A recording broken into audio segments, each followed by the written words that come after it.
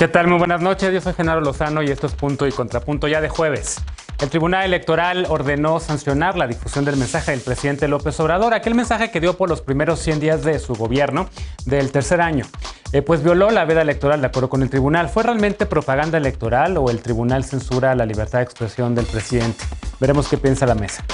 Y la elección en el estado de Chihuahua se está poniendo interesante. Varios candidatos a la gubernatura han abandonado sus campañas para apoyar a la candidata de la alianza del PAN, PRD, y evitar así el triunfo de Morena, así lo han dicho. Pero la candidata no es favorita del actual gobernador panista de la entidad. ¿Cómo va esta contienda? Escucharemos los contrapuntos en la mesa. 88 personas que se dedican a la política han sido asesinadas durante este proceso electoral. La más reciente fue Alma Rosa Barragán, candidata de Movimiento Ciudadano a la alcaldía de Moroleón, Guanajuato.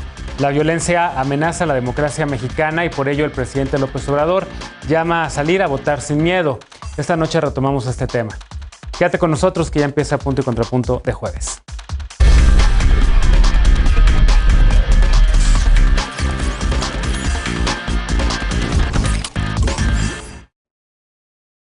Este miércoles el Tribunal Electoral del Poder Judicial de la Federación resolvió que el informe ofrecido por el presidente López Obrador por los primeros 100 días de su tercer año de gobierno violó la veda electoral. Los magistrados de la Sala Superior determinaron por unanimidad que el evento fue propaganda gubernamental personalizada. El informe se ofreció cuando ya había iniciado el proceso electoral, el de este año, el del 2021, y se desarrollaban además campañas en 6 estados, según el tribunal. Con ello se violaron 2 artículos constitucionales, según el tribunal. Esta mañana el presidente dijo que el evento no fue propaganda y que viola la Constitución quien actúa de manera antidemocrática llamando a votar, apoyando candidatos o utilizando los recursos de la nación con esos propósitos. El presidente añadió que informar no es violar la Constitución, que lo más importante es la libertad y que acatará las sanciones que imponga la autoridad electoral, así lo dijo. Recordemos que hace un mes el Instituto Nacional Electoral, el INE, pidió al presidente dejar de promover los logros de su gobierno durante sus conferencias matutinas tras una queja presentada por el Partido de la Revolución Democrática, por el PRD y por Movimiento Ciudadano. El presidente defendió también en esa ocasión su derecho a expresarse. Vamos a ver qué piensa la mesa de esta noche. Para ello saludo con gusto a Alejandro Encinas, politólogo y con el corazón en la 4T. ¿Cómo estás, Alejandro? Qué gusto, ¿cómo están? Bienvenido. Hoy nos acompaña Frida Gómez, feminista y analista. ¿Cómo estás? Muy contenta, Genaro, de estar aquí con ustedes. Buenas noches. Bienvenida de regreso. Hoy también está con nosotros Pili Morán, consejera nacional del Partido Acción Nacional. ¿Cómo estás? Hola, Genaro. Buenas noches a todos. Un gusto estar aquí con ustedes. Y hoy regresa a la mesa también Luis Fernández, secretario nacional de Movimientos Sociales de Movimiento Ciudadano. Y empiezo contigo, Luis, porque la queja la interpusieron tu partido, Movimiento Ciudadano, y el PRD. ¿Cómo ves la resolución del tribunal y la respuesta del presidente López Obrador? Muchísimas gracias, Genaro. Saludo también a mis colegas y gracias por la invitación. Qué bueno verte de nuevo. Mira, creo que esto ya lo hemos platicado en diversas ocasiones en el programa. Creo que el presidente hace campaña todo el tiempo y ahora el tribunal lo reconoce. Además de eso, me parece muy grave que Andrés Manuel, el presidente, se ponga por encima de la ley todo el tiempo. Creo que la Constitución es clara y las leyes electorales son muy claras. Entre algunos de los temas prohibidos que, por ejemplo, se trataron en este informe de los 100 días de su tercer año, está la promoción de programas sociales, incurrió en promoción personalizada, ¿no? Exaltando los logros de su partido y de su gobierno, y con eso utiliza recursos públicos. Pues en realidad es lo que establece el tribunal para dar ventaja a su partido en esta elección. Vulnera directamente la imparcialidad y la neutralidad del proceso electoral y creo que eso se debe sancionar. Ya lo hizo el tribunal y creo que hace muy bien. También es grave porque responde que si no se hace su voluntad o no, si no se sigue la línea, lo que está mal es la Constitución, lo que está mal son los órganos autónomos y hay un choque constante en esta posición. Hace campaña, insiste, diario, y yo creo que ya honestamente hace campaña incluso en contra de sí mismo. Ya es presidente, están en sus manos resolver los graves problemas de este país, de inseguridad, de violencia, de salud, y no en seguir haciendo campaña. Buscan enaltecer su figura constantemente, y eso es algo que nos tiene que preocupar, enaltecer su figura y su gestión. Bien, creo que se quedó congelada la imagen y el audio también de nuestro querido Luis. Ahorita lo recuperamos, pero mientras, ¿cómo reaccionas a lo que dice Luis Alejandro. El presidente ya dijo que él sí va a acatar la resolución del tribunal y la sanción evidentemente no le gustó. Volvió a defender lo que él llama su derecho a libertad de expresión. ¿Cómo lo ves tú? Pues que ahora, según la posición, ese tribunal que dicen que es vendido y subordinado al poder, amaneció totalmente libre e independiente. Yo diría que las autoridades electorales se han caracterizado en este proceso, en estos comicios, por ser muy severos y muy tajantes en cosas menores y en cambio muy esquivos y muy laxos para atender las verdaderas amenazas a la democracia, como es el financiamiento de recursos de procedencia ilícita, cómo se utilizan mecanismos como en Nuevo León con Samuel García de triangulación a través de factureras, el dinero de intereses empresariales no reportado como aportaciones privadas y desde luego el papel del crimen organizado en la definición de candidaturas y cómo los partidos políticos le han abierto las puertas. Efectivamente, pues sí puede haber una fundamentación jurídica de esto y ahora lo importante es que se calibre la sanción, que sea proporcional a la falta alegada o a la falta supuestamente cometida. Porque lo que también estamos viendo es que ya están preparando el terreno para abonar en la incertidumbre. Lorenzo Córdoba, presidente del Instituto Nacional Electoral, quien no tiene entre sus competencias la nulidad electoral, ya comenzó a hablar sobre esta porque pues están anticipando que no van a obtener los resultados que desea el bloque opositor y que Morena no solo va a ratificar, según la mayoría de las encuestas, la mayoría absoluta, sino que en conjunto con sus aliados está por rozar la mayoría calificada y que esa es, digamos, la pesadilla para el bloque opositor. Ahora, pues yo creo que hay que repensar la ley electoral necesariamente. Creo que es demasiado estricto, que es una mordaza y que muchos mexicanos, millones de mexicanos como yo, pues preferimos ya consultar de manera directa las mañaneras, los informes de gobierno ante tanta desinformación y que las elecciones intermedias son una suerte de referéndum en donde se premia o se castiga el desempeño del gobierno en turno y se le confiere o se le retira la mayoría en el Congreso. Con mayor razón tiene que haber un ejercicio de información, de rendición de cuentas, porque es parte de la evidencia de la información de los insumos que requieren los electores para tomar una decisión informada. Bien, creo que ahí recuperamos ya a Luis, pero no sé si Luis quieras, antes de darle la palabra a Frida o a Pili, por el hecho de que se nos acabó, de repente te perdimos en la comunicación, no sé si alcanzaste a escuchar la respuesta de Alejandro y si quieres reaccionar. Genaro, solamente decirle también al público de The Economist, una de las revistas más prestigiadas del mundo, califica ahora al presidente como populista y como autócrata. No, son seis variables que analiza para distintos presidentes. Por ejemplo, reclamar ser la voz. ¿Me escuchan? No, se oye un poquito mal. Déjanos tratar de arreglar el tema de tu audio y mientras escucho a Frida, ¿cómo ves tú la respuesta del presidente López Obrador? Lo que mencionaba ya Luis de esta demanda que interpusieron el Movimiento Ciudadano y el PRD. Me parece que el presidente está en todo el derecho de presentar los logros de gobierno y creo que las reglas constitucionales son muy claras en materia de los informes gubernamentales. Ahora, el informe en sí mismo no me parece que sea inconstitucional.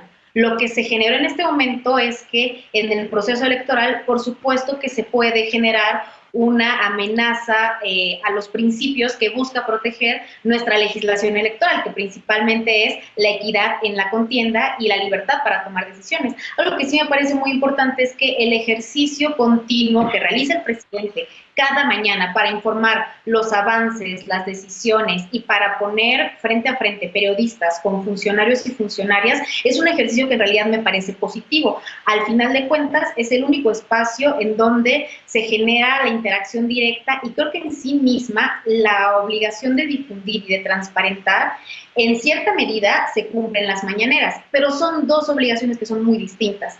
Difundir implica que la población y la ciudadanía conozca qué logros, qué avances y qué decisiones se toman, pero transparentar, que es el compromiso principal de un informe en términos constitucionales, pues claro que es un reto que sigue estando pendiente. Creo que particularmente en medio de una contienda electoral, hablar de logros gubernamentales es muy distinto a hablar de las medidas urgentes y necesarias para que la población pueda tomar decisiones como en materia de salud y seguridad, que creo que son los temas más urgentes que en este momento vivimos. En ese sentido, lo que sí creo que es fundamental es que el presidente tiene el derecho de informar, sí, pero estamos sujetos a un marco que lo que busca es que todos los partidos políticos estén en igualdad, y creo que la resolución que hace el tribunal, que además es una resolución unánime, un proyecto en el que ningún magistrado ni magistrada duda, pues tiene un llamado de atención para el presidente, porque a él le tocó jugar con las reglas desiguales, a él le tocó jugar con las reglas en las que los partidos de dominación generaban todo tipo de influencia justamente para alterar las circunstancias de las contiendas electorales. Él llega con un apoyo avasallador, y en este momento lo que al presidente le toca es respetar las reglas que él mismo promovió para que sea la gente y el pueblo el que mande, tal como lo ha dicho. Mira, Pili, ¿coincides con esta lectura? En algunas cosas no coincido. Fíjate que durante este tiempo nos hemos cansado de señalar las conductas reiteradas en las que el presidente incurre en violaciones a la ley electoral todos los días. Nadie niega la libertad que el presidente debe de tener para opinar sobre los temas que él considere pertinentes en su calidad de presidente de la República. Sin embargo, debemos resaltar la violación que se comete al artículo 41 constitucional, que prohíbe la difusión de propaganda gubernamental durante ese periodo de contienda electoral. Esto fue una conquista que la oposición demandó durante años para evitar la influencia de los gobiernos en la decisión de los ciudadanos a la hora de votar. Y el presidente de la República, en más de 20 años, fue uno de los más duros opositores que exigió una legislación estricta para impedir legalmente la intervención de los gobernantes en las elecciones y castigarlos cuando incurrieran en esas prácticas. Sin embargo, hoy vemos cómo el presidente traiciona las causas que él mismo enarboló como opositor y reproduce en su propia persona las conductas que tanto criticó durante años. El presidente está en abierta campaña y eso lo prohíbe la ley. Lo vemos todos los días referirse al proyecto de su partido, hace referencia a sus adversarios, emite toda clase de calificativos contra ellos, fustiga al INE y lo acusa de fraudulento, critica a los candidatos de partidos de oposición que proponen programas que él considera delito, pero no dice nada contra los candidatos de su partido que prometen lo mismo. Acepta abiertamente tener metidas las manos en las elecciones. Él lo aceptó en una mañanera y se asume a sí mismo como el defensor de la democracia en México cuando ese papel no le corresponde a él. Para eso existe el INE. La resolución del tribunal determina que sí violó la ley y me parece pertinente recordar que los informes de gobierno se encuentran regulados en la Constitución, la cual indica que debe presentarse ante el Congreso de la Unión por escrito una vez al año para poder ser analizado por este otro poder. Lo demás es propaganda y eso es lo que deberá sancionar la autoridad electoral, así se trate del presidente, aunque a él no le guste. Tendrá que someterse a ese tema. Bien, recordaba Frida, Luis, el hecho de que pues, el partido, el presidente en su momento y el mismo presidente cuando era candidato presidencial y cuando era líder en la oposición, pues él se quejaba justamente de este tipo de propaganda por parte de quien está en el poder, ¿no? Ahora pues no le gusta la ley, ahora le está en el poder, pero ¿por qué no se da una discusión, digamos, en el Congreso para reformar esta ley? Porque en efecto, pues hay quien dice, volvemos a ver otras democracias. En Estados Unidos el presidente en turno, pues es presidente de su partido en el mismo momento, y además hace campaña todo el tiempo. Puede estar pidiendo el voto por su partido, recordándole a la gente la urgencia que es para ese presidente, en este caso Biden el año que entra, pues le va a pedir a los estadounidenses que voten por los demócratas para que continúen con lo que él está haciendo. ¿Por qué no transitar, digamos, a una reforma así? Las reglas electorales en México son muy claras. Y el tema es que no se pueden cambiar las reglas electorales en el proceso electoral. Claro. Se pueden cambiar después, y si el presidente no está de acuerdo con estas reglas con las que ya estamos jugando en el juego democrático, que proponga cambiarlas después, y ya dijo que lo va a hacer. Él mismo dijo, voy a desaparecer al INE y voy a modificar y voy a cambiar a los consejeros del instituto, y claro que lo va a hacer con el número, dependiendo con el número de legisladores con el que llegue su partido al Congreso. Pero en este momento no se puede, Genaro, y eso tiene que quedar claro. El presidente hoy está violando la Constitución, hoy está violando la ley y está haciendo campaña cuando no debería de hacerla.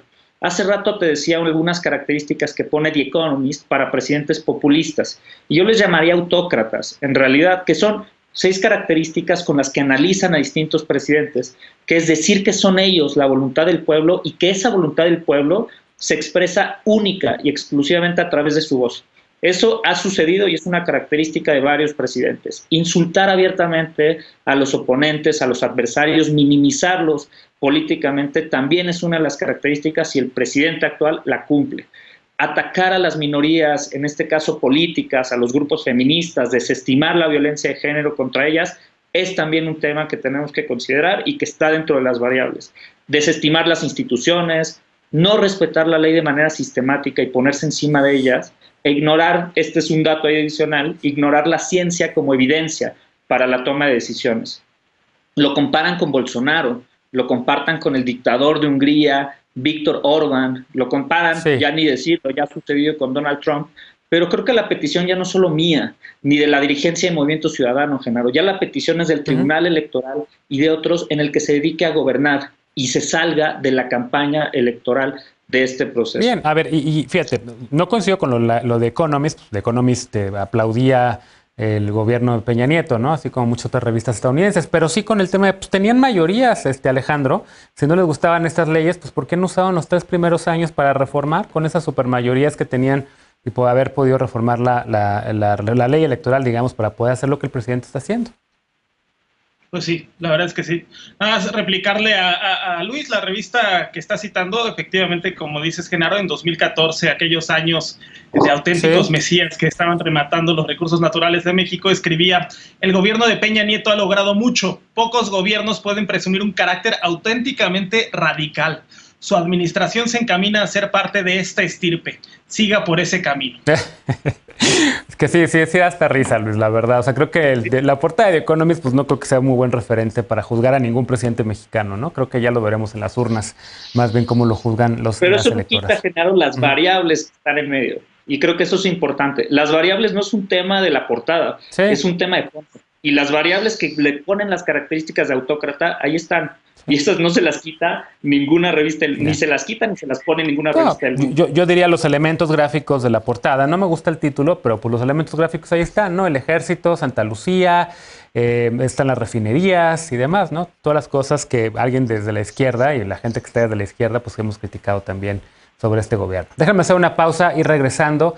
La candidata del Partido Acción Nacional y del PRD al gobierno de Chihuahua, Maru Campos, presentó ayer un frente para impedir que el candidato de Morena llegue al poder, pero Campos es acusada de haber estado en la nómina secreta del exgobernador César Duarte.